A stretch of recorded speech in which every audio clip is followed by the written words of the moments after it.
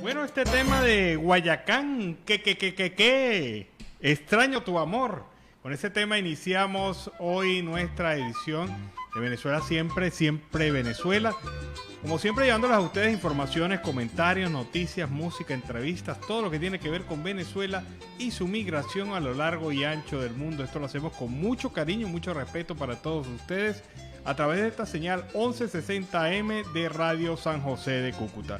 Buenas tardes, Nancy, ¿cómo estás? Buenas tardes, Alan, y buenas tardes a toda nuestra amable audiencia, esa que está ahí en el dial, en el 1160 Radio San José de Cúcuta, de nuestras redes sociales oficiales en Facebook, Siempre Venezuela Radio, en Instagram, @Siempre Venezuela Radio, y en Twitter, @Siempre Venezuela, y en la página web www.siemprevenezuelaweb.com. En enlace con Radio Delfín 1060 AM y La Voz del Río Arauca 1110 AM. Saludar en el control máster a Alex Meneses, a Roberto Alexis Rojas, a Robinson Cárdenas, a Lance Peralta con registro nacional 0715 y quien les habla, Nancy Pacheco, con registro nacional 0713 del Colegio Nacional de Periodistas, seccional norte de Santander. Bienvenidos a esta primera ronda informativa en Siempre Venezuela, Venezuela es noticia. Bueno, y los venezolanos migrantes en el exterior envían un total de 155 millones de dólares en promedio mensual para sus familiares en Venezuela. Esto de acuerdo con una investigación del Centro de Estudios Monetarios Latinoamericanos. Los envíos no mensuales, sin embargo, también oscilan cercanos a esta cantidad. Es decir, hay personas que envían un día, un mes, ahí pasan 2 meses, envían, no son regulares, son irregulares, y eso también cuenta. Los venezolanos envían remesas cada 24,5 días en promedio. Las remesas más altas las envían los venezolanos que residen en los Estados Unidos, $212 promedio por familia, seguido por los que viven en Chile y España, 154 y $145 respectivamente. Las más bajas remesas provienen de países como Colombia y Perú, en donde en promedio se envían $106 y $95 en ese orden. De acuerdo con el estudio, en el 32,4% de los hogares receptores de remesas, tales recursos constituyen la principal fuente de ingreso del hogar, y un 48,4% son importantes, pero no representan el principal ingreso. Es decir, si sumamos la cifra entre los hogares receptores de remesas, los que tienen la principal fuente de ingreso, la remesa, y los que la reciben, pero no es la primera, estamos hablando de que casi el 80% de las familias venezolanas reciben remesas. O sea, es una cosa de verdad increíble, porque hasta hace pocos años Venezuela no se caracterizaba por este proceso. Y en 5 años Venezuela ya tiene 80% de familias que reciben remesas. Esto es significativo y demuestra que la remesa se ha convertido prácticamente en el auxilio. El sustento de esas familias que quedaron allá. Claro, en el sustento de la familia. Si la madre es la persona más señalada como receptora de remesa, el monto promedio mensual que recibe es $117. Es significativamente menor al obtenido por otro miembro de la familia. La remesa mensual más alta va dirigida al cónyuge o a los hijos, $170. Pero esto también me llama mucho la atención, que sean la esposa y los hijos los que reciben más dólares y menos la mamá, pues también habla un poco de la situación dentro del hogar. El 19,9% de los encuestados por el CELA usa CELE como mecanismo de transferencia de remesas a sus familiares en Venezuela. El 15% usa familiares y amigos. El 36,2% de los migrantes que envían remesas cambian primero y depositan la remesa en cuentas nacionales. Otro aspecto interesante son las comisiones de envío. 53,9% de los remitentes entrevistados consideró que el costo de enviar remesas a Venezuela es muy caro. El costo promedio por envío resultó ser de $10, 6,81% del valor de la remesa enviada. Y en otro orden informativo, la formalidad laboral del migrante venezolano. Y esta pues es una oportunidad para Norte de Santander. Pues esperaría que una vez entre en rigor y en vigencia el Estatuto Temporal de Protección, en los primeros días del mes de septiembre, Norte de Santander sea uno de esos departamentos con mayores beneficios dado el alto número de población migrante que se encuentra, y esta población que deberá estar totalmente regularizada en el territorio, especialmente en Cúcuta, capital con mayor índice de informalidad en el país. Bueno, y también las inundaciones podrían ocasionar un colapso económico severo nunca antes visto. Esto, Marcos Delgado, presidente de Fedecámaras Mérida, manifestó que las fuertes lluvias que han afectado este estado están acabando con grandes cosechas y cafetales en la zona agrícola, ya lo habíamos dicho esta mañana, ocasionando que la región pueda entrar en un colapso económico severo nunca antes visto. Explicó que las lluvias han golpeado fuertemente diversas zonas, en especial los municipios Mucuchíes y Tovar. Mérida podía entrar en una crisis económica inesperada y que no se pueda superar. El líder gremial expresó en entrevista para el programa Marca País que la situación es dramática. Desde Mucuchíes se dan fuertes vientos que vienen del sur del lago y se unen con los vientos de la zona nevada, lo que ocasiona vaguadas por los ríos cercanos. Y no es la primera vez que esto sucede, esto ya había pasado en el 2015. Delgado sostuvo que hasta ahora en los municipios de Tovar, Santa Cruz y Sucre se han registrado alrededor de 20 fallecidos, muchos desaparecidos y alrededor de 1.200 familias afectadas, 60 casas destruidas y más de 400 familias damnificadas. Por último, aclaró que las familias que conforman las comunidades afectadas están colaborando entre sí armando centros de acopio. Todo ha sido poco a poco y con ayuda de nosotros y las distintas cámaras, porque no hay organización clara por parte de las autoridades del gobierno nacional. Y hablando de esas cifras, Alan y audiencia, esa cifra ya aumentó a 22 los fallecidos. Esos dos aumentos de fallecimientos son 2 menores de edad encontrados en horas de la tarde. Oye, qué tristeza, habían de 6 desaparecidos y encontraron 2 menores de edad. Me imagino que formaban parte de la lista de desaparecidos. Y en Siempre Venezuela, siempre vamos con el primer reporte de nuestro corresponsal, Carlos Uzcategui, El Miura.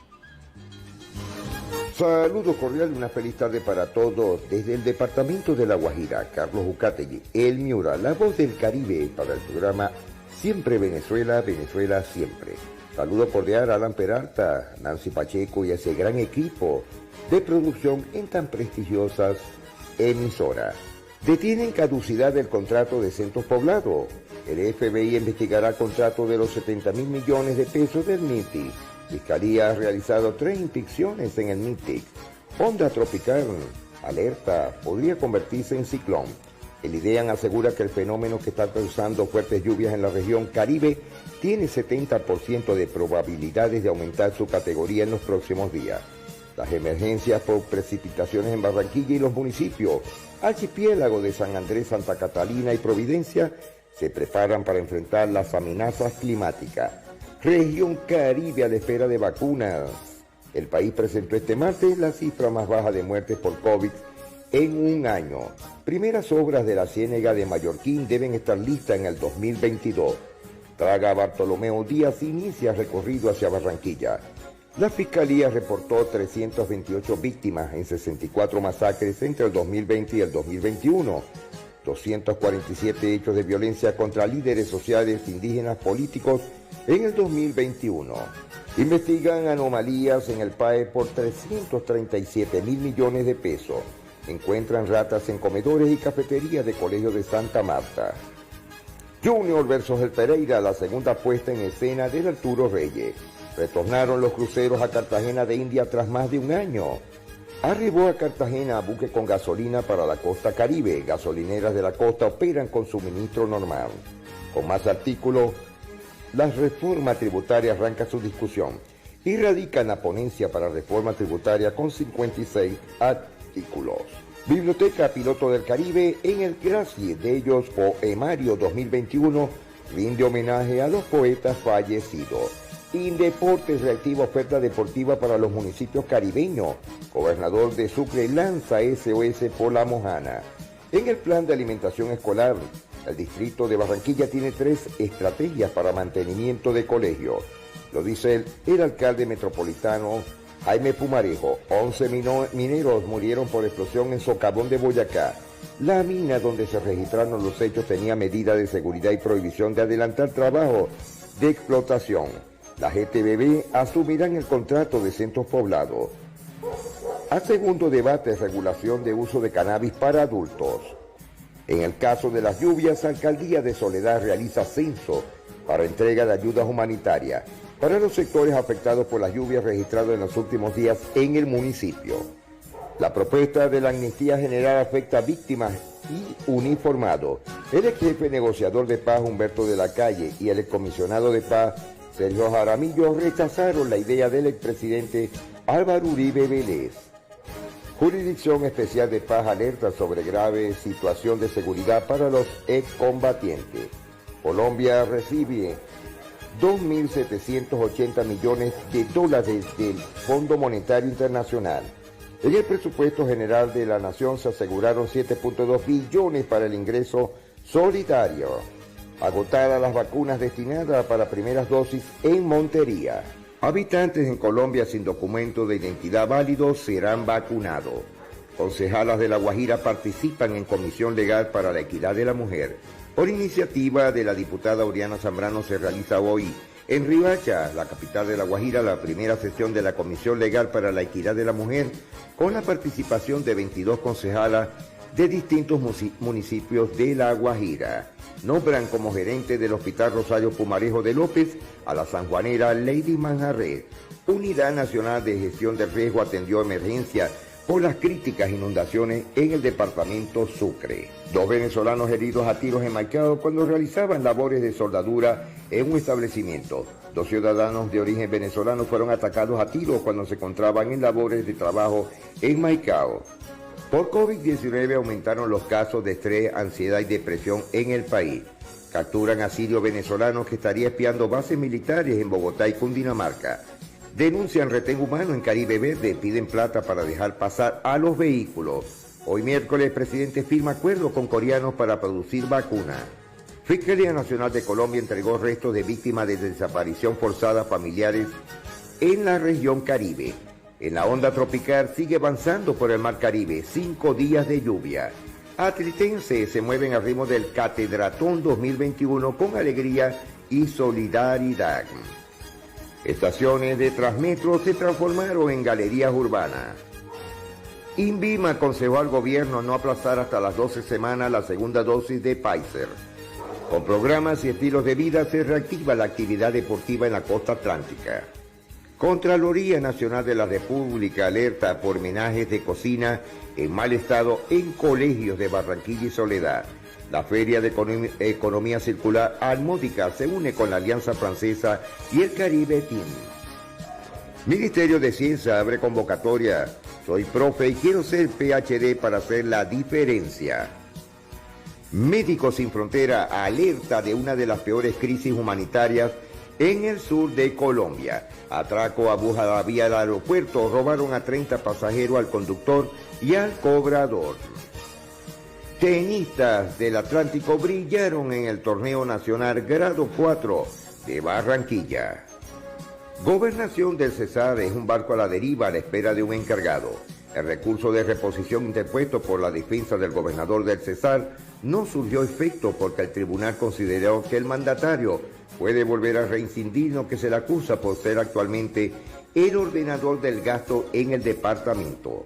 Noticia alentadora: agosto registró disminución de fallecimientos por COVID-19 en Valledupar. Desde finales de julio se viene presentando un evidente descenso en el número de fallecidos a causa del coronavirus en la capital del Cesar. Serán intervenidos 6 colegios de Valledupar por deficiencias infraestructurales. Polémica por el SOAC para ciclistas, un proyecto de ley para los vicios usuarios. Pronto a la luz pública saldrá el libro del vallenato Aver Antonio Villa, el padre del acordeón, un libro sobre la vida y la obra del juglar vallenato. Ya están abiertas las inscripciones para EVAFE 2021. Con necesidad de ganar, Valledupar Fútbol Club se mide al Barranquilla Fútbol Club en el Romelio. Los vallenatos llegan ubicados en la casilla 11 del torneo de ascenso con 3 puntos, mientras que los curramberos se ubican en el puesto 13 con 2 unidades. Acusan a mototaxistas de violar a una menor en La Paz. En baloncesto, microfútbol y muestra folclórica se conocieron los nuevos campeones comunales en el Cesar y La Guajira. Señores, también el grave problema que desde ayer tenemos en el municipio Barranca La Guajira con el caso del servicio eléctrico. Fueron más de 9 bajones. Actualmente todavía siguen algunos sectores sin el servicio eléctrico. son parte del día a día de lo que está pasando en La Guajira. El grave problema es que tú vas a reclamarle a la empresa aire y absolutamente no te atienden. Grave problema que están pasando todos los municipios del sur de La Guajira, sobre todo en Atonuevo, Barranca, Fonseca y San Juan del Cesar. Carlos Ucategui, el Miura, retornando a los estudios. Bueno, fue el reporte de Carlos Ucategui, el Miura, desde La Guajira, Colombo, venezolana. Y mientras Venezuela está terminando de acabar su industria petrolera, con un señor como el Alizaimi al frente de la industria petrolera venezolana, mientras Venezuela vende sus activos en el exterior y el gobierno de facto se muestra totalmente incapaz de poder recuperar la principal industria del país, países como Guyana vienen adelantando un plan explosivo de explotación petrolera mediante una serie de asociaciones con empresas de todo el mundo. Esto está ocurriendo incluso en las zonas que son de disputa entre Venezuela y Guyana. Ocurre que, según informó la empresa Reuters, hay empresas internacionales que han venido estableciendo convenios con la cuenca Guyana-Surinam frente a las costas de los dos países sudamericanos, así como en Ghana en los últimos años. Miles de personas y empresas están atentas a lo que se pueda estar desarrollando, especialmente en Guyana y especialmente en el bloque territorial que disputa con Venezuela. Y es por esto que Venezuela cada día ve más complicada la recuperación del territorio en reclamación, el territorio Esequibo. Se está haciendo proyectos para la explotación de 5.000 millones de barriles de petróleo. Esto lo están haciendo entre ambos países de la cuenca. Se está solicitando créditos internacionales por 1.650 millones para desarrollar bloques de petróleo y gas en esta zona. Y Exxon, la empresa internacional holandesa de petróleo, pues ha anunciado que se mantiene desarrollando proyectos en esta zona. Y mientras tanto, Venezuela destruyendo su industria petrolera, acabando con lo poco que hay y vendiendo su participación accionaria en mercados internacionales. La semana anterior a la audiencia, Nicolás Maduro pues empezó a dar las nuevas designaciones ministeriales y de esas situación pues se viene que 10 de 34 militares colonizan estos ministerios y esto es clave, esto lo denunció el Control Ciudadano. 4 de estos ministerios provienen del Ejército, 2 de la Armada, 1 de la Aviación y 3 de la Guardia Nacional Bolivariana. O sea que nos hemos llenado sin ser aparentemente un gobierno militar. Ahora tenemos 10 militares en 34 ministerios en Venezuela. O sea, una cifra de verdad bastante llamativa y que te habla de cómo la Fuerza Armada Nacional se ha convertido en el baluarte de soporte del gobierno de facto. De esa realidad que se está viviendo en Venezuela. Y en Siempre Venezuela siempre, vamos a una pausa comercial y musical. Ya regresamos. Bueno, y yo prefiero mi gaita con gaiteros del Pillopo, que nos permite iniciar así este segundo bloque de Venezuela Siempre Venezuela, con mucha alegría, porque la música venezolana pues nos liga emocionalmente con nuestro país y nos hace recordar lo que tenemos allá, lo que hemos dejado en una Venezuela que ojalá algún día podamos recuperar. Seguimos con más información y más de 6.300 migrantes expulsados por Biden pues son víctimas de la violencia en México. Solicitantes de asilo que fueron expulsados de Estados Unidos tras cruzar la frontera sur durante el gobierno del presidente John Biden pues han sido víctimas de la violencia en los lugares a donde fueron devueltos. Esto es lo que ha venido mostrando un estudio de la organización la Human Rights. El estudio destaca que los 7 meses que lleva el gobierno demócrata, al menos se han registrado 6.356 informes de secuestros y otros ataques, incluidas las denuncias de violación, trata de personas y asalto armado violento contra estos solicitantes de asilos, entre ellos niños que fueron expulsados a México. Este informe también advierte que casi el 83% de todos los solicitantes de asilo varados en los estados mexicanos fronterizos con Estados Unidos, pues informaron haber sido víctimas de ataques e intentos de ataques o haber recibido mínimo amenazas en el último mes, según los datos de las encuestas realizadas a mediados de junio y a mediados de agosto del presente año. Bueno, y la organización Asociación Civil Control Ciudadano presenta un balance en el cual señala que 140 personas y organizaciones que defienden los derechos humanos en Venezuela fueron atacadas durante el mes de julio. ¿En qué consiste estos ataques? 112 actos de estigmatización, es decir, de señalamiento por el hecho de ser defensoras de derechos humanos. 14 ataques de intimidación, es decir, acoso, amenazas, daños materiales en algunas instalaciones. También 5 detenciones arbitrarias, entre las que se cuentan las 3 detenciones de los líderes de Fundarredes. En todo caso, esto hace un panorama muy terrible para la actuación de los defensores de derechos humanos en Venezuela, que se ven peligrosamente amenazados, afectados, acosados, señalados, sancionados por parte del gobierno de facto, que teme que este trabajo que vienen haciendo los defensores de derechos humanos mantenga en la palestra pública la realidad. Un país que está siendo abusado por parte de un gobierno que no tiene la más mínima conmiseración con el pueblo venezolano.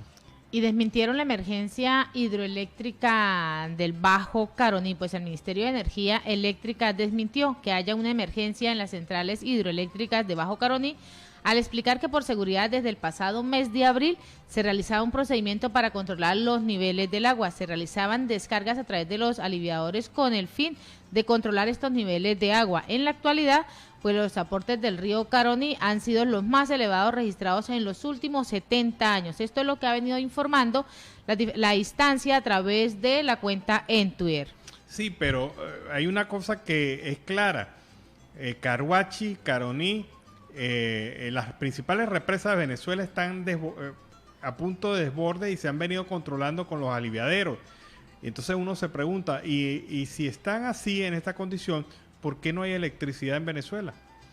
Se supone que ahora la excusa no puede ser de que no hay agua, la excusa no puede ser ahora de que hay mucha agua. O sea, hay que entender esta realidad. O sea, ¿cuál es el problema de la generación eléctrica? Y ahí es donde uno se da cuenta del fracaso del gobierno también en el tema eléctrico nacional. El problema no es generación. Quizás hace falta habilitar algunas de las turbinas que están destruidas en el Guri, pero es obvio que el potencial hidroeléctrico en Venezuela se mantiene y sobrepasa las propias demandas del país. Ha sido incapacidad, ha sido falta de mantenimiento y redes de distribución de energía eléctrica que están en su más bajo nivel. Y se necesitan 10.000 millones para evitar otro mega apagón en Venezuela, pues la crisis eléctrica en Venezuela no da ninguna tregua en vista de que los ciudadanos tienen que lidiar diariamente con estas fluctuaciones de voltaje y apagones, situación que está totalmente lejos de solucionarle, al parecer, pues se está agudizando. A propósito de eso, un medio digital conversó con Aiza López, presidenta del Comité por Afectados de estos apagones, quien detalló que en el mes de julio se produjeron 16.768 fallas en todo el país. Asimismo, también ha indicado que los estados más críticos son el Zulia, el Táchira, Mérida, Barinas, Miranda, Nueva Esparta, Guárico y Falcón. Bueno, y la situación que se vive con los migrantes venezolanos en la frontera entre Bolivia y Chile demuestra que una política migratoria restrictiva solo aumenta los pasos ilegales, la trata de personas y expone la vida de quienes huyen de la dictadura. Esto lo dice Julio Borges, el canciller del gobierno Guaidó. En este año, 11 migrantes han fallecido intentando ingresar de manera irregular a Chile. Urge que el gobierno chileno evalúe su marco regulatorio y permita una migración segura y humanitaria. El drama de nuestro pueblo es tal que hoy la migración venezolana es 2 veces más grande que la de Afganistán. Son 5,6 millones de venezolanos que han tenido que escapar del régimen, refugiados que necesitan protección. Es importante aclarar que nosotros defendemos los derechos y la dignidad de los venezolanos, pero no justificamos conductas delictivas. Quienes cometan actos punibles deben ser procesados y judicializados por las autoridades competentes. Y en Siempre Venezuela, Venezuela Siempre, vamos con el segundo reporte de nuestro corresponsal Carlos Uzcategui, El Miura.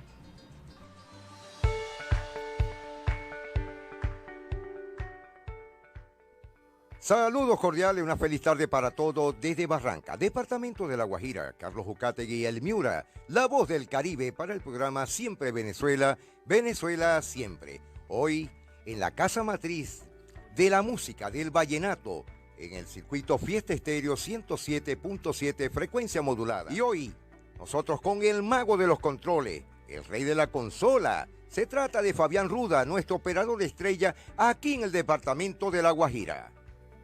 Mucho gusto, Fabián Rudas, el mago de los teclados. Bienvenido al programa Siempre Venezuela, Venezuela Siempre.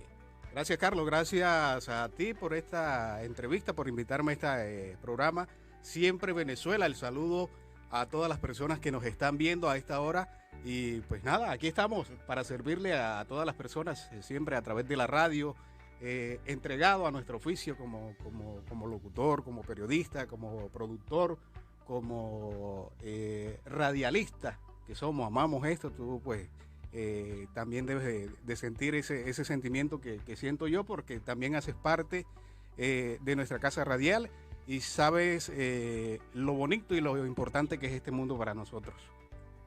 Fabián, cuéntanos, ¿cuántos años tienes dentro de la radio? Bueno, Carlos, ¿qué te cuento? Hace aproximadamente 20 años o un poquito más. Inicié por allá en el año 1997, a eso del 2000. Inicié primeramente como radiooperador, solamente pues hacía lo que era la parte de control. Luego ya me fui especializando, fui estudiando la parte de locución, la parte de periodismo, y pues ya hoy estamos un poco más pulidos en lo que tiene que ver con la parte de locución, producción de radio, y vamos cada día... La edición y todo. Sí, señor, también productor de audio, y pues cada día pues tratando de mejorar, capacitándonos. Usted sabe que esto va evolucionando, la radio, aunque no va a morir, siempre va evolucionando, y hay que estar pues siempre a la punta de todo lo que está saliendo, de las nuevas tecnologías y todo este mundo fascinante de la radio que siempre nos gusta tanto. ¿Dónde has trabajado en el departamento de La Guajira?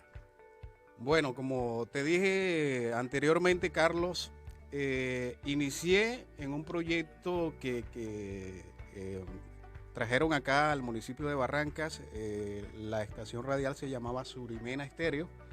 Fue una de las primeras pues, emisoras que estuvo aquí en el municipio de Barrancas.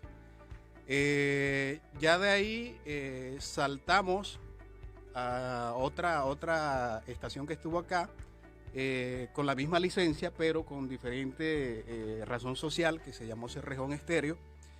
Estuvimos pues cierto tiempo ahí. Luego se dio el proyecto de Fiesta Estéreo. Hace ya 11 años estamos al aire. Llevo pues todo ese tiempo, ese recorrido. He trabajado también en emisoras privadas como la de Radio Cerrejón, de aquí del complejo carbonífero del Cerrejón, y pues ha sido pues lo que más he tenido así como presente, porque pues uno cada día en cada oficio, y sobre todo en la radio, aprende mucho de todo lo que va haciendo, lo que va viviendo. Y es pues más o menos la experiencia que he tenido aquí dentro de La Guajira. En Riohacha por ahí estuve pues haciendo algunos pininos con la televisión. También me gusta todo eso, lo que tiene que ver con la edición de televisión y todas esas cuestiones. Entonces estamos en eso, Carlos, aprendiendo, queriendo pues darle pues lo mejor a todo ese público que nos ve, que nos escucha y que siempre nos está siguiendo. Bueno, Fabián, y para todos los radioescuchas y a todos nuestros amigos allá en el programa Siempre Venezuela, ¿tienes compañeros a migrantes venezolanos? Claro que sí, Carlos, claro. Pues bueno, tú ya haces parte algún tiempo de nuestra estación radial. Buen compañero, gran profesional. Igualmente tu hijo Carlos Junior también está pues con nosotros también hace algún tiempo.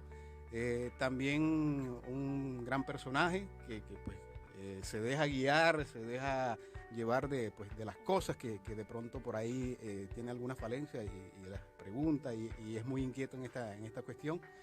Pues hasta el momento ustedes dos, mucha gente pues nos llama también, otros periodistas, amigos de la radio también, preguntándonos sobre cuáles son los espacios que tenemos nosotros acá para los migrantes. Es una emisora comunitaria abierta, Carlos, para todas las personas, sean colombianos, venezolanos. Nosotros acá, durante el tiempo que hemos estado al aire con la emisora, pues hemos sido como una escuela para todas esas personas, no solamente de aquí del departamento de La Guajira y del municipio, que han querido pues crecer en la radio. Hemos tenido muchos alumnos, podemos decirlos así, aquí en la estación radial, que se han capacitado y que le han cogido amor a la radio y luego salen a las universidades a prepararse como periodistas, como locutores, como productores, simplemente por el hecho de ese amor que le imprimimos aquí en Fiesta Estéreo a todo este trabajo radial que hacemos día a día para todos nuestros oyentes. Bueno, Fabián Rudas, muchas gracias por esta entrevista muy placentera. ¿Qué nos puedes decir al respecto ya para nuestro equipo de producción en Cúcuta, en el norte de Santander? Bueno, un saludo especial a todo tu equipo de producción, al programa Siempre Venezuela. Y hombre, invitarlos, sobre todo a Alan Peralta y a Nancy Pacheco, que hagan parte de este magnífico proyecto, que se vinculen y que podamos pues enlazar todos esos conocimientos que tienen ellos con los que nosotros tenemos acá en Fiesta Estéreo. Los esperamos entonces para esa unión internacional de Barranca, Fiesta Estéreo y pues todo lo que hace el programa Siempre Venezuela. Un saludo para todos ustedes. Bueno, sí, nos estamos despidiendo ya a esta hora y él nos va a dejar un grato musical que ya lo van a escuchar para el programa Siempre Venezuela. Una feliz tarde para todos. Carlos Ucategui y el Miura, la voz del Caribe, para el programa Siempre Venezuela, Venezuela siempre. Bueno, ya a esta hora estamos en sintonía con todos nuestros oyentes, llevándole a todos ustedes a cabo lo que tiene que ver con el espacio Vallenatos de Fiesta, el programa número 1 en todo el departamento de La Guajira, donde damos temas, por supuesto, de todos nuestros artistas, todas las noticias, todo lo que tiene que ver con nuestro folclor vallenato. Además, integramos todo lo que tiene que ver con el folclor vallenato, con toda la actualidad nacional e internacional. Así que un saludo y bienvenidos a todos ustedes a este programa Vallenatos de Fiesta y Siempre Venezuela. Un saludo muy cordial a toda esa gente que nos saluda y que nos ve a través de Siempre Venezuela.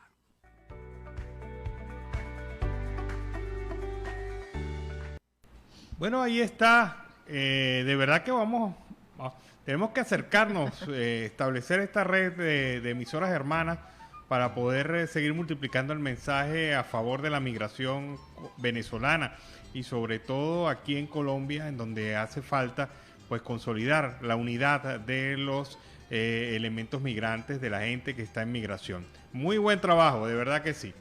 Seguimos en Siempre Venezuela, Venezuela siempre es noticia. Y en otro orden, el Observatorio Venezolano de Conflictividad Social contabilizó 671 protestas el mes de julio del 2021, lo que equivale a 22 manifestaciones sociales diarias, un aumento del 3% con respecto al año pasado. Del total de las protestas, 442 se vinculan directamente con los derechos económicos, sociales, culturales y ambientales, lo que representa el 66% de la cifra total. Tomando en cuenta estas cifras, pues los venezolanos se mantienen en pie de la exigencia de los servicios básicos, asimismo también el incremento de los reclamos por el déficit de combustible, así como las fallas de recolección de aguas servidas, internet, alumbrado y la vialidad.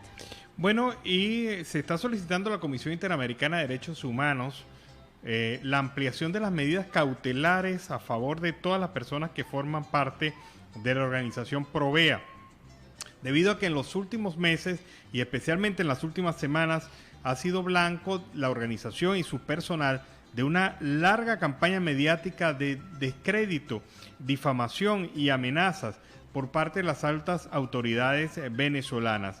Esta medida solicitada a favor de la gente de Provea busca la protección de estos defensores de derechos humanos que, como hemos visto en comentario anterior, han sido duramente atacados por parte del gobierno de facto en su pretendida función de tratar de tapar y callar toda manifestación sobre problemas y situaciones de violación de derechos humanos en Venezuela. Y la administración de Nicolás Maduro anunció un bono, Diálogo por la Paz, que dará esa ayuda económica, y ese bono tiene una equivalencia de 8.850.000 bolívares. Sin embargo, este beneficio para los inscritos en el sistema Patria solo equivale al $2,14 en medio de esta crisis humanitaria y económica. El sistema Patria indicó que la administración de Nicolás Maduro entregará los bonos mediante esta plataforma entre los días 24 y 31 de agosto. El beneficio se realiza de forma directa y gradual. A veces pues enviarán los mensajes de notificación a los diferentes usuarios. Me está aclarando Carlos Uzcategui una cosa bastante interesante. En Guri hay 5 turbinas totalmente dañadas. Esto significa que solamente pueden ser reparadas por su origen en Alemania o Noruega. Allí es donde se tienen los repuestos, y el proceso de reconstrucción de estas 5 turbinas lleva 2 años y todavía no ha podido ser concluido a pesar de la enorme crisis eléctrica que tiene Venezuela. Estos daños que se generaron en las turbinas fueron por falta de mantenimiento, y esta turbina se encuentra paralizada y, como nos informa Carlos, tiene 2 años sin realizándose el trabajo de recuperación. Ahora yo digo una cosa: si usted ve que el principal problema del país es la generación eléctrica, si usted ve que el principal problema del país, uno de los principales problemas del país es este importante servicio, ¿por qué no se ha puesto prioridad en la reparación de las turbinas? ¿Será que no dan los dólares que ellos quieren cobrar por comisiones? ¿Será que no han logrado hacer un negocio o un ñemeo, como decimos en Venezuela, con esto? Pues ahí está la circunstancia. Sí lo hacen, pero para su propio beneficio. Claro, prefieren gastar en plantas eléctricas obsoletas que en reparar las turbinas de Guri. Y esto es de verdad bastante importante.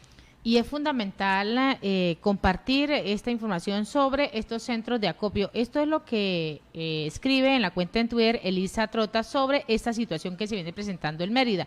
La representante de la Asamblea Nacional en Argentina, Elisa Trota Gamus, pues lamentó esta situación de emergencia en que se encuentra en el estado de Mérida tras la fuerte lluvia. Lamentamos profundamente lo ocurrido en diferentes zonas del estado de Mérida en Venezuela.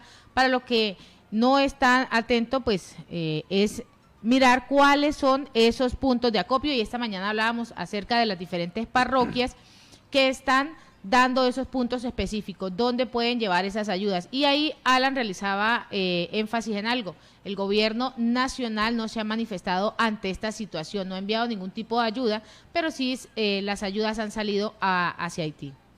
Bueno, en el acuerdo de la semana pasada, donde PDVSA vendió el 49% de sus acciones en la refinería de República Dominicana por $88 millones, los bonistas recibieron un total de 360 millones en su intercambio, lo que significa que los bonos fueron valorados en alrededor del 24% de su valor, muy por encima del 5% del valor que tenían en el mercado en ese momento. Esto es lo que señala, indica que aquí hubo un negocio, y efectivamente, en vez de recibir 5% del valor del bono, reciben en promedio, según esta información, 24%, es decir, un promedio de 19% por encima del valor nominal. ¿Dónde está esa ganancia? ¿Por qué se adjudican y se pagan precisamente estos bonos? ¿Por qué no hay información oficial sobre quiénes son los bonistas que recibieron este beneficio, este milagrazo, este gangazo en agosto? Hay que revisar esa lista. ¿Quiénes fueron los bonistas beneficiados? Y estoy muy seguro que va a salir de esa lista más de un enchufado y testaferro de representantes del gobierno de facto. Y en Siempre Venezuela, Venezuela Siempre, queremos agradecer en esta primera hora la participación de Radio Delfín 1060 AM, de nuestro control master Robinson Cárdenas, de nuestro corresponsal Carlos Uzcategui y de toda esa amable audiencia que ha estado ahí pegadita. En Siempre Venezuela, Venezuela Siempre, vamos a una pausa comercial y musical, ya regresamos.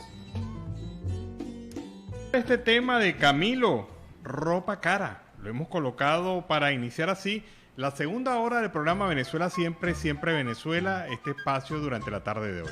Seguimos en Siempre Venezuela, Venezuela Siempre es noticia a través de este dial, el 1160 Radio San José de Cúcuta, de nuestras redes sociales oficiales. Síguenos en Facebook, Instagram, Twitter, en la página web www.siemprevenezuelaweb.com, www.siemprevenezuelaweb.com, en enlace con la voz del Río Arauca 1110 AM, y en esta segunda hora se incorpora Aruba Estéreo 91.5 FM.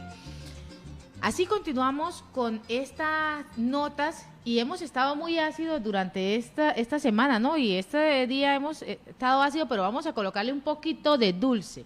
Y ese dulce nos lo da una venezolana emprendedora que está dejando el nombre de ese venezolano que ha salido a guerreársela toda en Chile.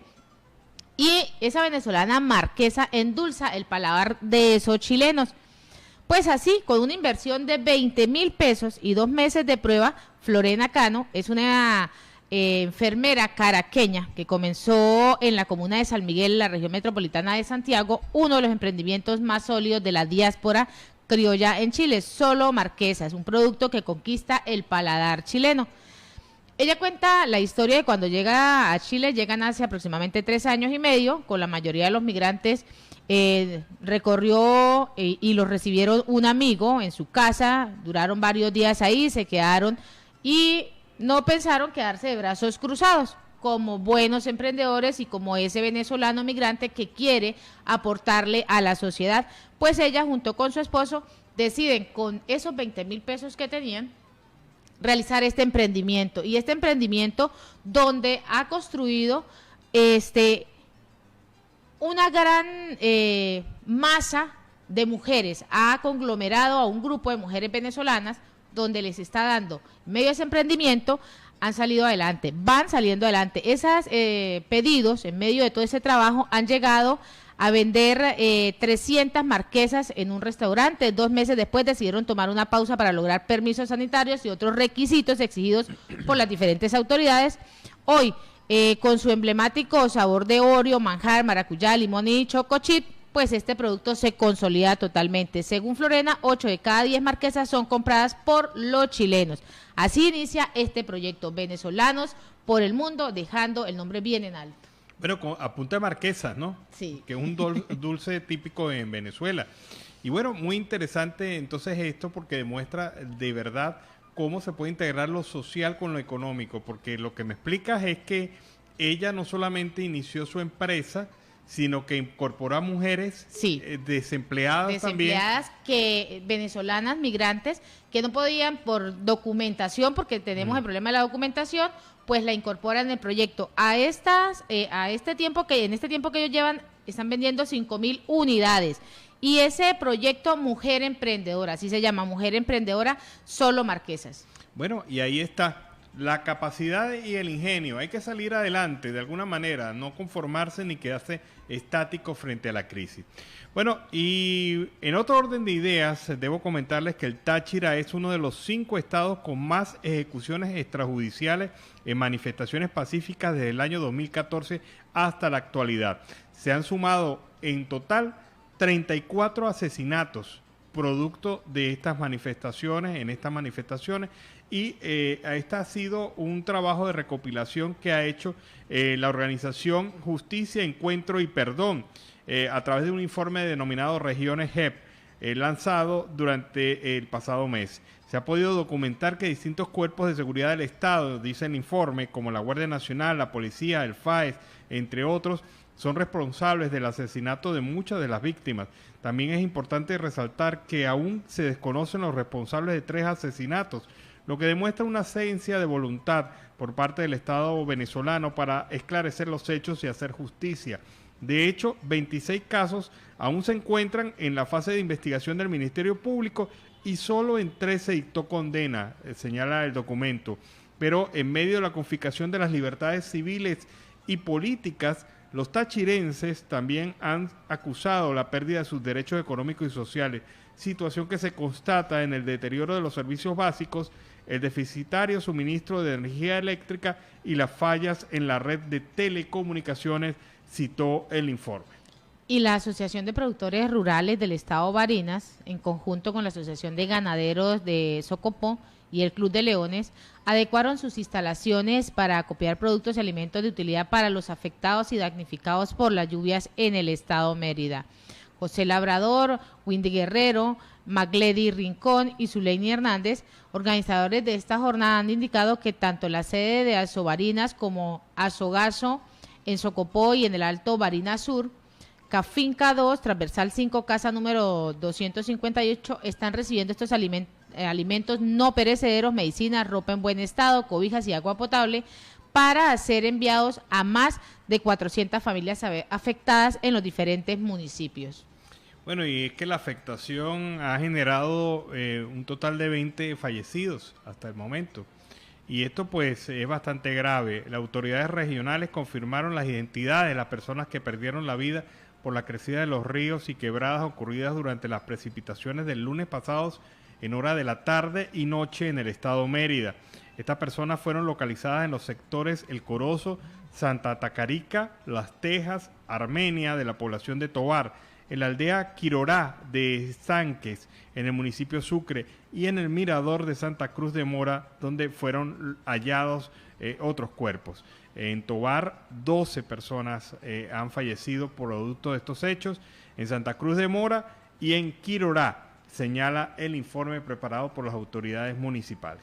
Bueno, teníamos días de no tener esas noticias sobre nuestro compañero Ronald Carreño, y en este preciso momento, hace aproximadamente como unos 15 minutos, afirman que la salud del periodista está totalmente comprometida. Los abogados Ana Leonora Costa y María Alejandra Poleo denuncian en horas de la tarde estas irregularidades que han sabido en el caso del periodista Ronald Carreño, donde insisten en la violación al debido proceso y aseguran que la salud también está totalmente afectada, está comprometida debido al hacinamiento en la celda en la que permanece recluido. Sí, es bastante difícil la situación y sobre todo pues esa indolencia por parte de las autoridades que los tienen retenidos de enviarlos a la autoridad médica, a que se les atienda, a que se le vean sus afecciones. Es el caso de también la gente de Fundarredes, que también está siendo afectada por estas circunstancias. Pero en términos generales al preso político se le trata muy mal dentro de las cárceles venezolanas. Se le trata de verdad de una manera misericordia, buscando doblegar su espíritu, buscando doblegar su alma. Y esto es la más terrible de las torturas. Y es que en este momento Ronald Carreño presenta y sufre afectaciones de diabetes, tensión, presenta problemas con la próstata y actualmente tiene un síndrome llamado vestibular izquierdo que hace referencia a un tema de laberintitis, una inflamación en el oído interno. Esto es lo que viene reseñando en el día de hoy, esa situación donde sus abogados vienen mostrando lamentable que el gobierno esté realizando este tipo de acciones. Bueno, y para que ustedes vean cómo está esta circunstancia, hace más de 3 meses que no se reúne la mesa técnica de vacunación en Venezuela. Esto es de verdad demoledor. Sin ella es imposible coordinar y darle piso institucional al plan de vacunación. En paralelo, desorden, discrecionalidad, cero rendición de cuentas y más del 90% de la población venezolana desprotegida. Recordemos que hace algunos días, cuando en una rueda de prensa se le pregunta a Maduro sobre el porqué de las fallas del plan de vacunación y cuándo se va a implementar la segunda dosis de Pfizer y la segunda dosis de Sputnik y Sinopharm, Maduro dijo que pregúntenle a la mesa técnica. Pero si la mesa técnica tiene 3 meses que no se reúne, y eso lo tiene que saber Maduro, es bastante cínico decir y dar ese tipo de respuesta. La decisión de no convocar la mesa técnica ha sido unilateral. Mientras tanto, el chavismo, por su cuenta, ha cometido errores que han retrasado e impedido el ingreso de las vacunas, donaciones y la protección del espacio humanitario. Por ejemplo, ha sido una decisión política no haberle dado aún permiso a las vacunas AstraZeneca y Janssen para ser aplicadas en Venezuela. Así no llegarán ni compradas ni donadas. Varios gobiernos las han ofrecido. Es una de las razones por las cuales no ha llegado.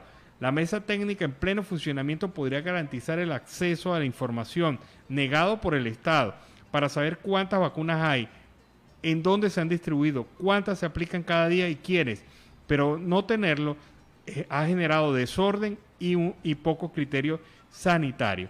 Las vacunas necesitan una operación logística compleja que incluye cadenas de frío, distribución en territorio y muchísimos más centros de vacunación de los actualmente existentes. Exigen mucha más coordinación entre entes públicos y privados y este retraso ha costado vida. Y ese es el gran problema, que ha costado vida esta ineptitud del gobierno, que no ha convocado la mesa técnica en los últimos 3 meses y que tiene un presidente de facto que dice, pregúntenle a una mesa inexistente. O sea, si eso no es cinismo, explíquenme qué es cinismo. Pero por Dios, Qué ¿para bravo. dónde más cinismo de ese gobierno? Pero hablando de cinismo y hablando de toda esa cantidad de problemas sociales, políticos y económicos que viene presentando Venezuela, muchas familias migrantes venezolanas en Colombia y Ecuador viven totalmente de una inseguridad alimentaria y esto lo viene mostrando el Banco Mundial. Vamos a escucharlo.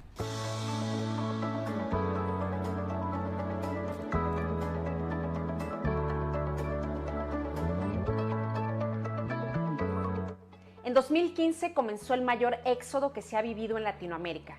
Al día de hoy son alrededor de 5,5 millones de venezolanos que han dejado su tierra en busca de mejores oportunidades de vida, en busca de un futuro mejor. Hoy está con nosotros Paula Rosiasco, quien es especialista en desarrollo social del Banco Mundial, pues para hablarnos acerca de este tema, de cómo está el tema de los migrantes y refugiados en América Latina y el Caribe. ¿Cómo estás, Paula? Gracias por acompañarnos. Hola Jessica, ¿cómo estás?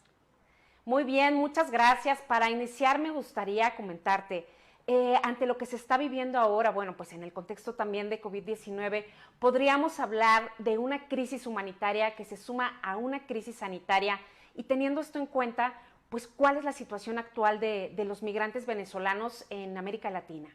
En efecto, Jessica, estamos frente a una crisis humanitaria sin antecedente en la región de Latinoamérica. Antes del COVID ya teníamos una de las afectaciones más importantes a nivel mundial. La crisis de migración venezolana es la segunda más grande después de la crisis siria en número. Sin embargo, el COVID ha hecho todavía más profundas las vulnerabilidades de esta población. Hoy ellos son más pobres, tienen mayores riesgos de infectarse de COVID. Si se infectan, tienen menores posibilidades de sobrevivir y además de eso tienen mayores dificultades de recuperarse de la crisis económica que casi cualquier otro grupo poblacional en el continente. Una de las afectaciones más importantes que han sufrido ha sido a nivel de sus ingresos y el nivel de pobreza.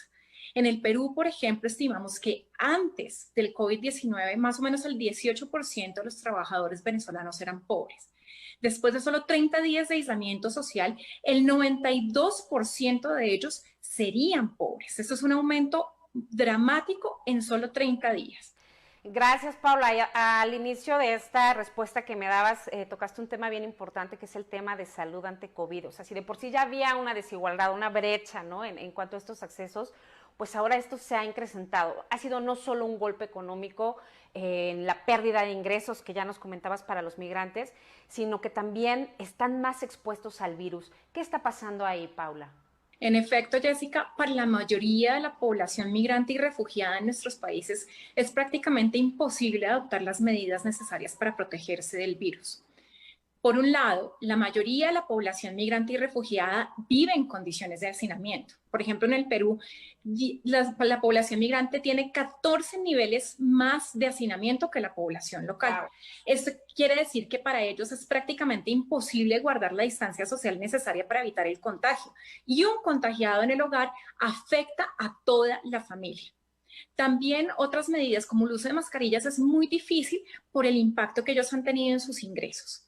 Por ejemplo, en Colombia y en Ecuador encontramos que 2 de cada 3 familias migrantes y refugiadas han tenido que sacrificar una de las 3 comidas necesarias al día durante la pandemia. Esto quiere decir que ellos tienen que escoger entre comer aún menos o comprar mascarillas. Y estas condiciones solamente habrían empeorado durante la pandemia, ya que muchos al no tener un ingreso no han podido pagar sus rentas y han tenido que mudarse con amigos o con familiares, lo cual implica mayor hacinamiento o lo peor, han tenido que irse a vivir en las calles en donde están continuamente expuestos al contagio. Qué situación tan compleja, tan desafortunada y tan triste, Paula. ¿Qué está pasando si se llegan a enfermarse o si se llegan a contagiar de COVID o piensan que pueden tenerlo? La verdad, Jessica, es que no sabemos a ciencia cierta qué pasa con ellos porque la mayoría de la población venezolana no busca atención médica aún cuando presentan síntomas relacionados con el COVID. Y esto tiene múltiples razones. Una de ellas es la baja afiliación al sistema de salud en nuestros países. En Colombia y en Perú, aproximadamente 1 de cada 10 migrantes tiene una afiliación a un seguro de salud. Y por esto, a pesar de que los gobiernos han decretado acceso universal a atención en salud por afectaciones relacionadas con el COVID, la mayoría de ellos no busca esta atención porque piensa que no va a poder pagarla. Y otra parte que es muy importante es el miedo a la discriminación. Muchos de ellos no buscan ayuda por este miedo. Y esto nos afecta a todos, porque el coronavirus no distingue nacionalidades y un afectado más en nuestra comunidad nos hace a todos más vulnerables. Y es así como la discriminación hace que todos estemos más expuestos al contagio. Muchas gracias, Paula. Para ir finalizando, ¿qué se puede hacer? ¿Cómo se puede ayudar? ¿Qué posibilidades hay de que esta situación pueda cambiar? En realidad, Jessica, hay mucho por hacer y todos podemos contribuir. Uno de los puntos más importantes y más urgentes ahora es integrar a las familias migrantes y refugiadas venezolanas en la respuesta y en la recuperación económica de nuestros países. Y esto debe hacerse porque es precisamente en estas familias en donde puede estar la clave para dinamizar la recuperación económica en nuestros países. Por ejemplo, en el Perú estimamos que si la población venezolana se integrara a la economía peruana, podrían incrementar la producción nacional en $3.200 millones adicionales al año, que serían suficientes para cubrir 1/3 del gasto anual en educación. Otras medidas que son importantes incluyen ampliar el cubrimiento de agua y saneamiento y de provisión en servicios de salud en las principales áreas receptoras. También suministrar acceso a mascarillas y reducir brechas en servicios debido a la discriminación. Pero tal vez lo más importante que podemos hacer ahora es ser solidarios, porque es precisamente en la integración de estas familias en donde podría estar la clave para que tanto ellos como nosotros salgamos adelante de esta crisis. No solamente debe hacerse por razones humanitarias, sino también por razones de salud pública y porque es un buen negocio para todos. Gracias, Paula. Creo que cerraste muy bien, ¿no? Es un buen negocio para todos y también dijiste algo bien importante, ¿no? Que al menos a mí me llega, ¿no? O sea, el ser solidarios. Estamos viviendo una época complicada a nivel mundial, ¿no? En este contexto de COVID. Así que bueno, es una palabra fundamental. Muchas gracias, Paula Rosiasco, especialista en desarrollo social del Banco Mundial, por acompañarnos. Gracias. Y muchas gracias a quienes nos siguen a través de las redes sociales. Bueno, pues ya saben, manténganse conectados que continuaremos conversando sobre más temas. Yo soy Jessica Berman, comunicadora del Banco Mundial. Hasta luego.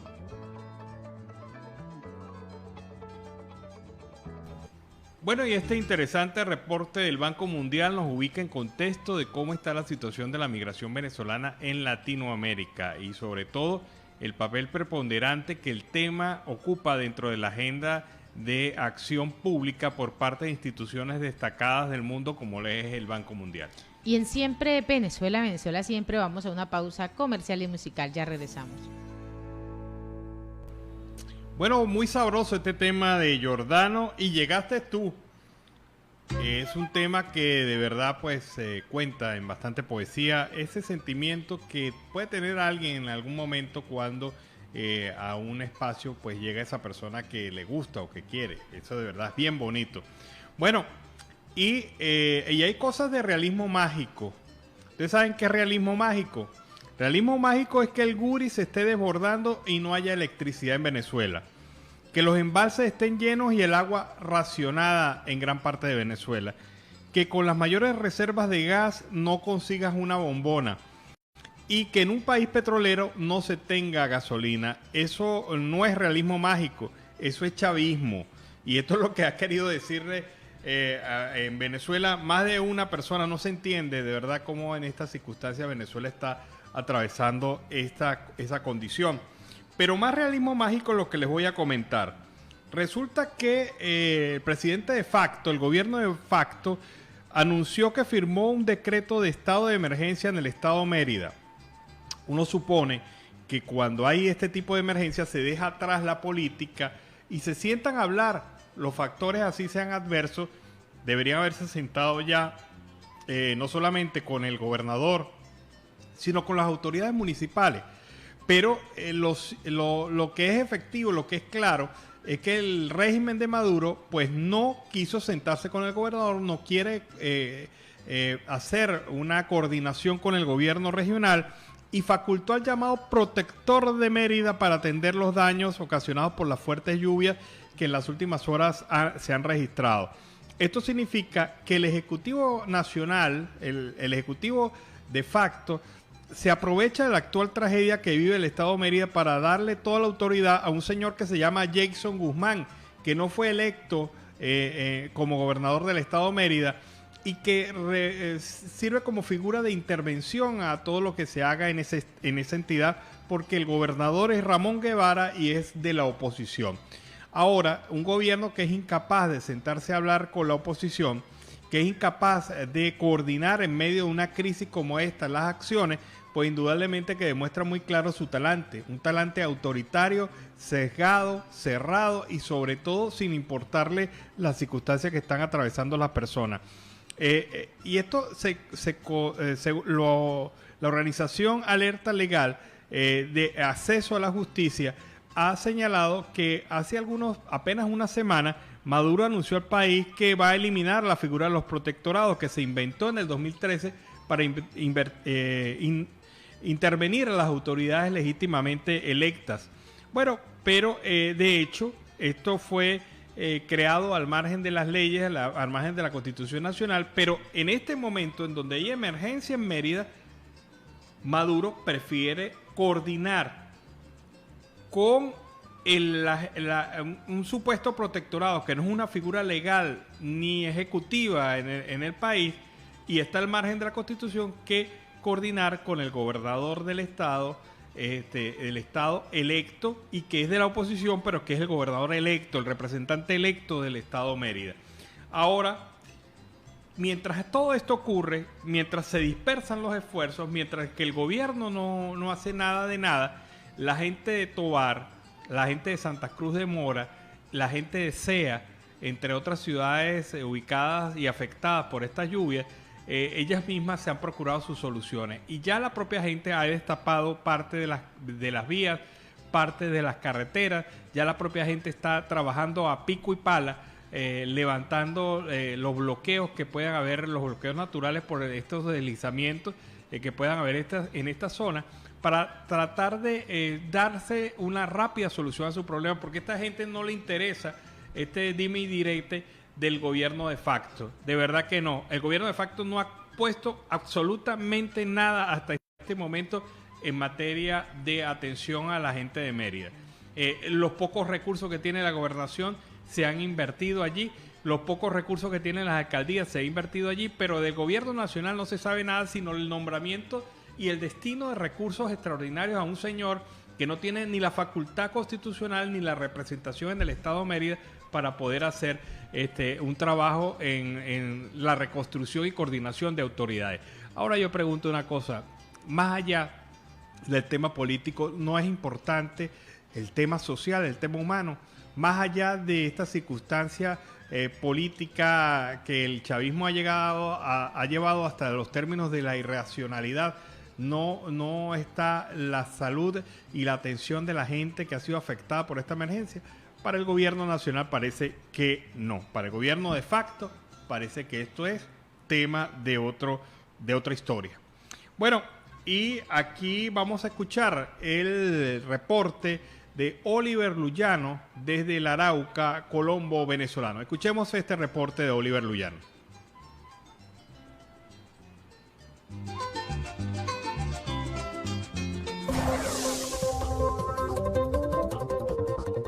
¿Qué tal, amigos de Siempre Venezuela? Desde esta zona de frontera, desde Arauca, reporta para ustedes el amigo de todos, Oliver Luyano, guariqueño y de Saraza. Bueno, mis amigos, Tengo el placer de presentarles a un hombre ligado a la cultura, al llano, al folclore, con una trayectoria como locutor, como comunicador social de muchos años. Se trata de mi amigo Juan Pantoja. Bienvenido, Juan, a Siempre Venezuela. Gracias por hacer un stop en tu camino, ¿no? Para atender esta invitación. Bienvenido. Bueno, muchas gracias, amigos que están allí en las redes sociales. Oliver, en verdad el placer es mío de saber de que desde estas tierras estamos promoviendo cultura, estamos haciendo lo propio, haciendo de que nuestra cultura llanera, nuestro folclore, nuestro joropo se siga manteniendo donde debe estar, en un sitial importante. Así que... Juan, coméntanos, ¿cuánto tiempo tienes haciendo música, haciendo radio primero y haciendo del papel de presentador de nuestra música?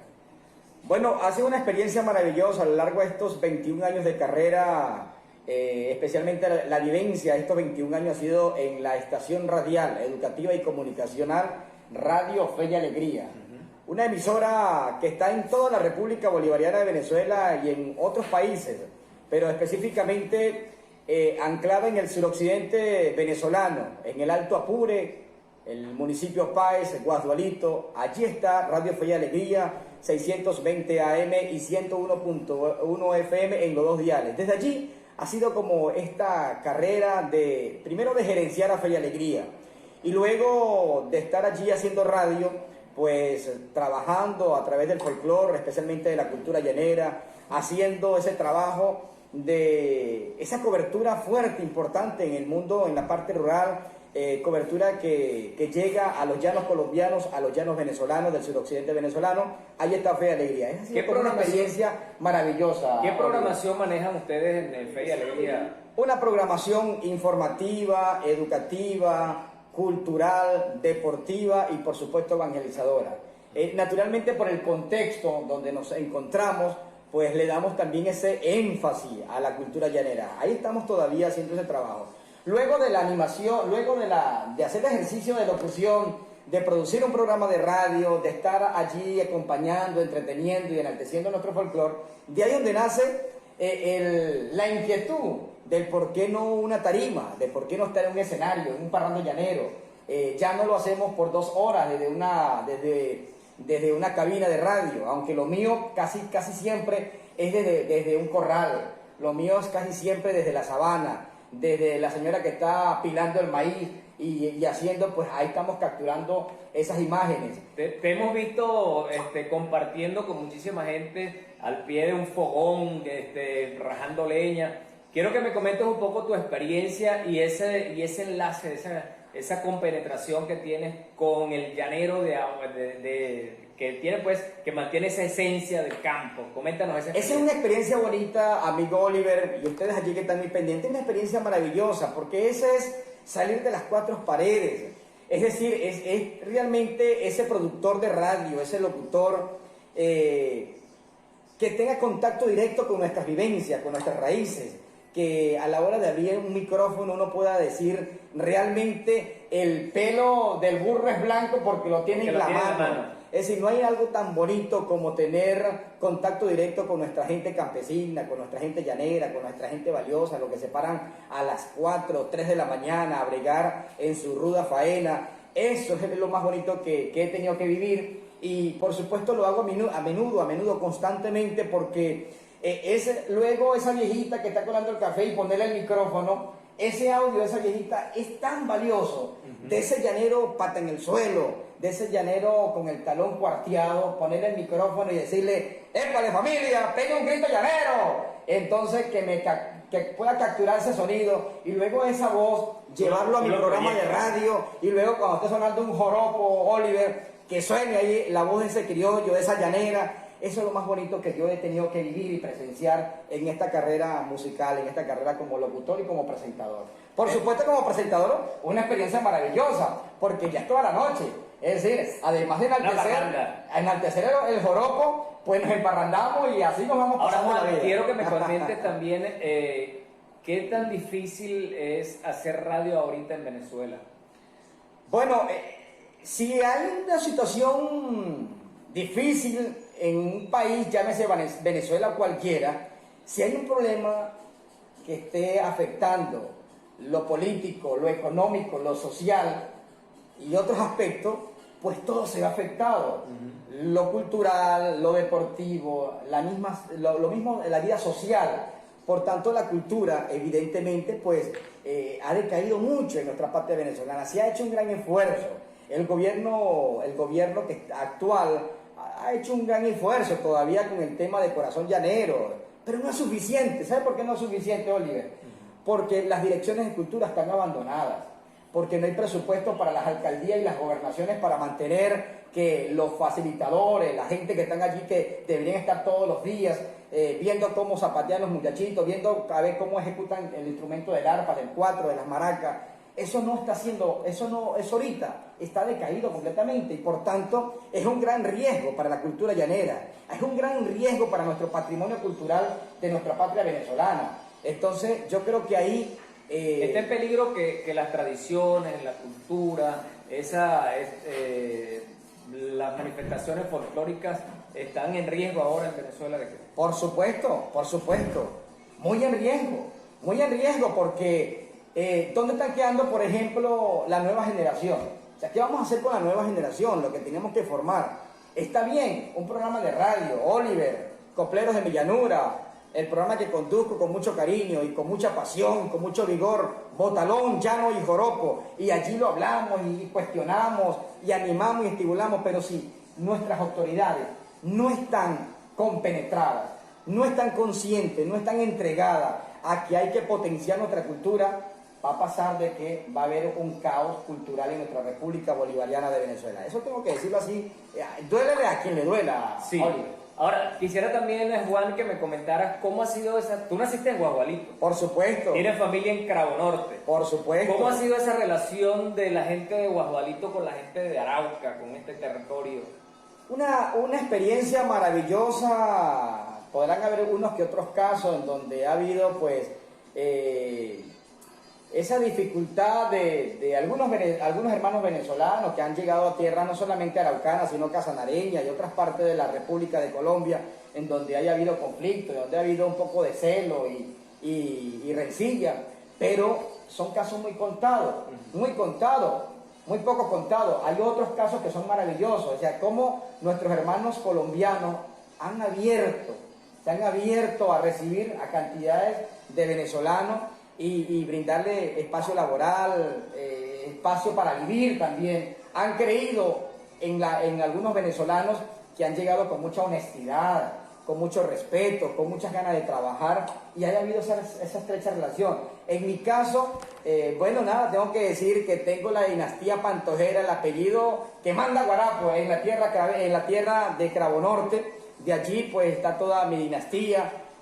No solamente en el Guárico, tierra donde donde mi amigo, claro, no solamente y servidor, ¿no? Por supuesto, la tierra de Oliver, del Guárico y de Zaraza, dice así, señor. Subrayado en grande, del Guárico y de Zaraza. Guariqueño y de Zaraza. Pues entonces yo digo, de Guagualito y de Carabonorte, familia. Sí, señor. Por supuesto, con algo del Guárico, porque ahí está toda la dinastía Pantojera. Pero tengo que darle muchas gracias a todos mis hermanos colombianos. Gracias por todo el apoyo, por toda la confianza, por todo el cariño y por toda esa amabilidad que ha tenido, no solamente con este servidor Juan Pantoja, sino con todos mis hermanos venezolanos. Bueno, Juan, agradecido por este contacto, gracias por hacer, como dije, un stop. No vayan a pensar, Oliver, que no nos echamos alcohol antes de sentarnos juntos. Por hacer un stop en su camino, ¿no? Porque vas con rumbo hacia Carabonorte. Así es. Bueno, mis amigos, desde esta zona de frontera, desde Arauca, transmite para ustedes, reporta para ustedes el amigo de todos, Oliver Luyano, guariqueño y de Zaraza. Bueno, sonó bastante bien esa entrevista entre dos llaneros hablando en sus términos, así de Zaraza, guariqueño, y el otro allí mismo de guadaliteño, ahí mismo del lado del río Arauca.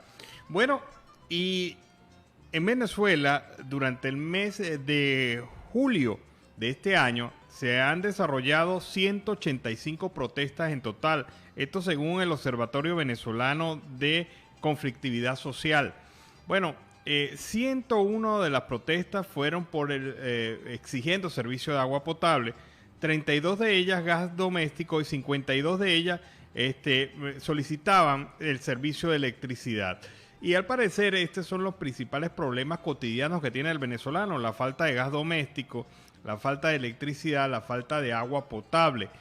Además de los otros grandes problemas como el tema de la pandemia, la falta de vacunación, el tema también evidentemente de los servicios educativos, de la calidad de los servicios educativos, la crisis económica, la crisis social que afecta al país. Bajo estas circunstancias, pues según el Observatorio Venezolano de Conflictividad Social, la familia vive un colapso de los servicios básicos. Los venezolanos ajustan a su vida a una cotidianidad con limitaciones. El deterioro de la calidad de las viviendas es evidente, sin gas, sin electricidad y sin agua. Y se considera que durante este término de la pandemia, pues estas condiciones también se han agravado. Además de la falta de una política pública que permita calidad de vida a los venezolanos, hay también una ausencia total de recursos producto del tema de la pandemia. 760 héroes de la salud han fallecido por trabajar sin condiciones, sin equipos de bioseguridad y ganando un sueldo miserable. Esto también lo ha venido denunciando la Asamblea Nacional Legítima y ha manifestado que durante esta pandemia de COVID-19 la dictadura no ha tenido un plan eficiente para contenerla y estos son los resultados. Exige extremar las medidas de protección para los héroes de la salud, para aquellos ciudadanos venezolanos, médicos, enfermeras, enfermeros, personal en general del sector salud que se han dedicado vida y alma y corazón para enfrentar la pandemia, pero se han encontrado con una realidad: la falta de equipos, la falta de capacidad, la falta de apoyo institucional y sobre todo la falta de un compromiso del Estado para no solamente desarrollar un plan de atención a estos centros de salud y a quienes ejercen esta protección en primer lugar de la población venezolana a través de la medicina, sino también este efecto de un plan de vacunación inexistente que ha venido profundizando las situaciones de la pandemia en Venezuela. Y con esta información pues vamos a darle cierre a nuestro programa del día de hoy. Debemos saludar en los controles a Alex Meneses, a Roberto Alexis Rojas, en La Voz del Río Arauca, en la emisora también hermana, nuestra emisora Radio San José de Cúcuta y 1160 AM, y también las otras emisoras que se plegan con nosotros y nos acompañan durante la tarde, como la 91.5 FM Aruba Estéreo. Queremos saludarles, darles feliz noche e invitarlos para mañana a una nueva edición de Venezuela Siempre, Siempre Venezuela.